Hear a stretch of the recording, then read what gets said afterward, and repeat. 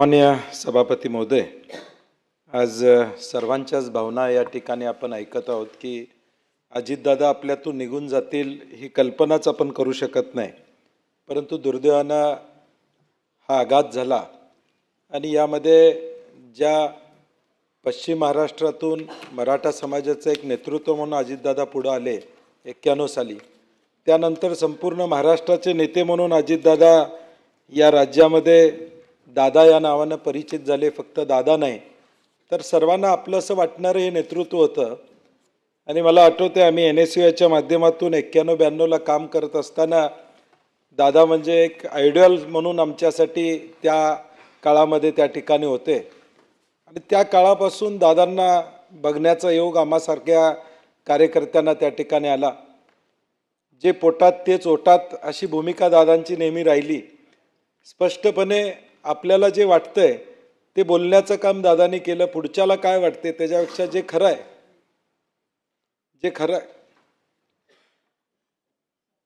पुढच्याला काय वाटते त्याच्यापेक्षा जे खरं आहे ते दादा नेहमीच बोलायचे. हा अनुभव आपल्या सगळ्यांनाच या ठिकाणी आहे. मंत्रिमंडळात त्यांच्याबरोबर काम करत असताना अनेक अनुभव आम्हाला अनेक गोष्टी शिकायला मिळाले. मला आज सुद्धा आठवते 2010 साली ज्यावेळी राज्यमंत्री झालो त्यावेळी दादांनी बोलून सांगितलं की वर्षभराचा प्लॅन दे आणि वर्षभरात महाराष्ट्रातल्या सगळ्या जिल्ह्यात जाऊन आला पाहिजेस तू, हे सांगण्याचं काम त्यांनी या ठिकाणी केलं. म्हणजे नवे आमदार असू देत, नवे मंत्री असू देत, या सगळ्यांना आपल्या अनुभवाची शिदोरी देऊन ते तयार झाले पाहिजेत, महाराष्ट्र हितासाठी तयार झाले पाहिजेत, ही भूमिका दादांनी सातत्यानं घेतली. ज्याचा उल्लेख उद्धवजींनी केला की कोविडच्या काळामध्ये अगदी मंत्रालय सुरू ठेवण्याची भूमिका दादांनी घेतली. आणि कोविडच्या काळामध्ये खऱ्या अर्थानं हे राज्य ज्यावेळी संकटात होतं त्यावेळी कुठेही निधीची कमतरता भासू न देण्याची भूमिका दादांनी त्या काळामध्ये त्या ठिकाणी घेतली. अनेक कामं आहेत जी दादांची सांगता येण्यासारखी आहेत. एक पुरोगामी विचाराचं नेतृत्व, शाहू महाराज, महात्मा ज्योतिबा फुले, डॉक्टर बाबासाहेब आंबेडकरांना मानणारं नेतृत्व आणि स्वर्गीय यशवंतराव चव्हाण साहेबांना अभिप्रेत असणारा महाराष्ट्र राहिला पाहिजे. स्वर्गीय यशवंतराव चव्हाण साहेबांच्या विचारानं हा महाराष्ट्र चालला पाहिजे, ही भूमिका सातत्यानं दादांनी घेतली. आदरणीय पवारसाहेबांच्या नेतृत्वाखाली मुशीत तयार झालेलं हे कर्तृत्वान असं नेतृत्व, कोल्हापूरचं त्यांचं नातं हे वेगळं होतं. कोल्हापूरमध्ये शहाजी कॉलेजला ते शिकायला होते, त्यामुळं आजोळ शहाजी कॉलेज आणि नात्यागोत्याचं ND साहेबांचं आत्या हे नातं, ND साहेबांनी त्यांचं घरगुती नातं असेल, यामधून कोल्हापूरवर त्यांचं एक विशेष प्रेम होतं. आणि मला आठवते की अगदी रंकाळ्याच्या स्वच्छतेला त्यावेळी म्हणजे इरिगेशन डिपार्टमेंटची मशिनरी पडून असते, मी आणि मुश्रीफ साहेबांनी सांगितलं ती आपण वापरली पाहिजे फक्त डॅमवर वापरण्यापेक्षा. आणि तो एक GR काढला गेला की इरिगेशन डिपार्टमेंटची मशिनरी आपण ज्यावेळी वापरात नसते त्यावेळी इतरांना वापरायला परवानगी दिली पाहिजे. अशा अनेक आठवणी आहेत.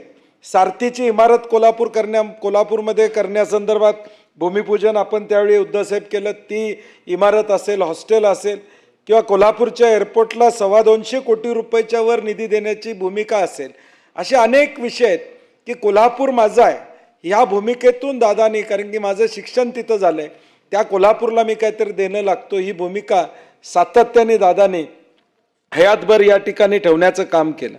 मंत्री म्हणून त्यांचं काम या उभ्या महाराष्ट्रानं बघितलं.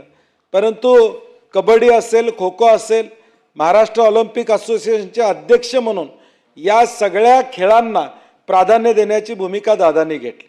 म्हणजे कुस्तीगरांचं अनुदान वाढवून देणं, पूर्वलक्षी देणं, असे धाडसी निर्णय दादांनी आपल्या काळामध्ये घेतले. त्यांना त्या विषयाचं गांभीर्य, म्हणजे ज्याचा उल्लेख मगाशी झाला की विषय समोर आला तर फार वेळ त्यांना समजावं लागत नव्हतं, त्यांना ताबडतोब त्या विषयाचं गांभीर्य असायचं, महत्त्व असायचं आणि त्या विषयात आपण या ठिकाणी निर्णय घेतला पाहिजे, ही भूमिका त्यांची असायची.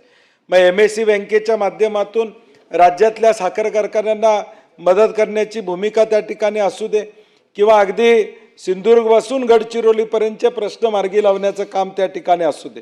मला आठवते RR आबा आणि मी दोघं लंडनला एका दौऱ्यासाठी गेलो होतो आणि जाण्यापूर्वी दादांच्याकडे आम्ही गेलो होतो.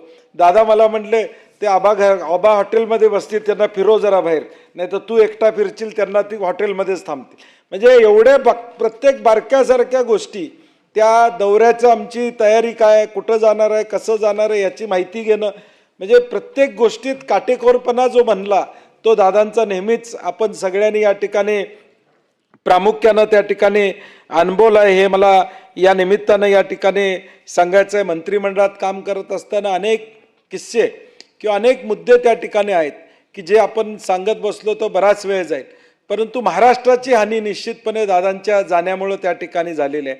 न भरून निघणारी पोकळी या ठिकाणी आहे, कारण की पुरोगामी नेतृत्व असेल किंवा आमच्यासारख्या तरुणांना एक आदर्शवत असं नेतृत्व, ज्या नेतृत्वानं सगळ्या समाजांचं नेतृत्व करण्याचं काम दादांनी महाराष्ट्रामध्ये या ठिकाणी केलं. पवारसाहेबांच्या नेतृत्वाखाली हे तयार झालेलं कर्तृत्वान असे नेते अजितदादा या ठिकाणी राहिलेले आहेत. आणि म्हणून महाराष्ट्रातल्या प्रत्येक जिल्ह्यात गेलो तर काही ना काही योगदान त्यांच्या माध्यमातून त्या जिल्ह्यामध्ये झालेलं आपल्याला त्या ठिकाणी दिसून येईल.